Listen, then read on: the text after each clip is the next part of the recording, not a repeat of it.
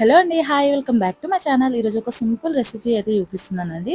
టమాటా రసం ఎలా చేసుకోవాలో చూపిస్తున్నా. ఈ ఎండాకాలంలో మనకు అసలు అన్నమే తినబుద్ధి కాదు కదా!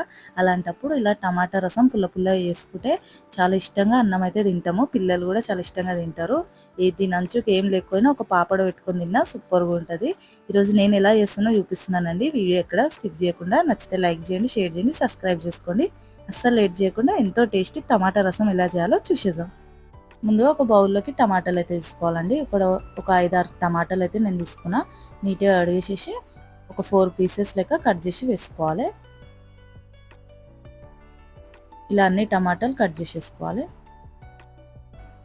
అందులోకి ఒక నిమ్మకాయ సైజ్ అంతా చింతపండు అయితే తీసుకోవాలండి. తీసుకొని కడిగి ఇందులో వేసేసుకుందాం. తర్వాత కల్లుప్పు అంటాం కదా, అదే దొడ్డుప్పు ఒక 1/2 టేబుల్ స్పూన్ దాకా వేసుకోవాలి. అలానే ఒక 1/2 టేబుల్ స్పూన్ దాకా పసుపు వేసుకుందాం. ఇలా వేసుకున్నాక ఒక 2-3 గ్లాసుల దాకా వాటర్ అనేది వేసుకోవాలి. వాటర్ వేసేసుకొని టమాటాలు అయితే మెత్తగా ఉడికించుకోవాలండి.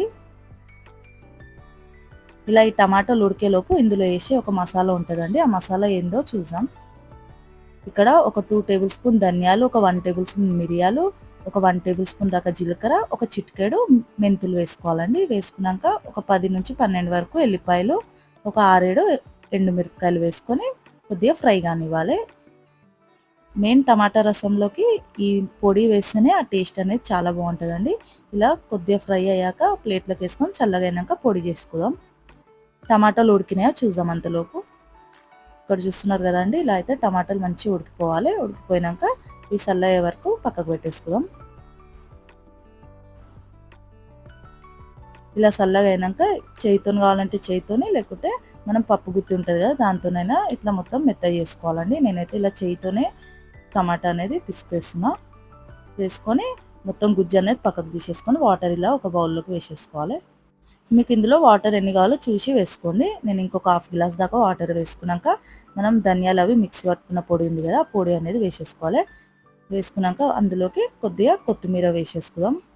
ఈ పొడి అనేది కొద్దిగా బరకగానే పట్టుకోవాలండి, అట్లయితేనే బాగుంటుంది ఆ రసం మసులుతుంటే. ఇలా లాస్ట్కి ఒక 1/2 టేబుల్ స్పూన్ దాకా సాల్ట్ వేసేసుకొని బాగా మసలు పెట్టుకోవాలి. ఇది ఎంత మసులితే ఆ టేస్ట్ అనేది అంత బాగుంటుంది. ఇలా బాగా మసలేటప్పుడు ఒక 5 to 10 మినిట్స్ వరకు ఇలా మంచిగా మసలనివ్వాలి. ఇలా మసలినాక పక్కకు పెట్టేసేసుకుందాం. ఇక్కడ చూస్తున్నారు కదా, రసం అయితే రెడీ అయిపోయింది. ఇందులోకి పోపు అనేది వేసుకుందాం. ఇలా ఒక చిన్న ప్యాన్ పెట్టుకొని అందులో ఒక 2 టేబుల్ స్పూన్ దాకా ఆయిల్ వేసుకొని జీలకర్ర ఆవాలు వేసుకోవాలి. ఇందులో మీకు కావాలంటే శనగపప్పు, మినపప్పు ఉంటుంది అవి కూడా వేసుకోవచ్చు. నేను అవన్నీ ఏం వేస్తలేనండి, మళ్ళీ జీలకర్ర ఆవాలు వేసుకున్నా. ఒక 4 ఎల్లిపాయలు దంచి వేసేసుకోవాలి. ఒక 2 ఎండుమిరపకాయలు కూడా వేసుకుందాం. ఇలా వేసుకున్నాక కొద్దిగా కరివేపాకు వేసేసి పోపు అనేది రెడీ చేసేసుకోవాలి. పోపు మనం చారులోకి వేసుకుందాం. అంతే అండి, సింపుల్ అండ్ టేస్టీ టమాటా చారు అయితే రెడీ అయిపోయింది.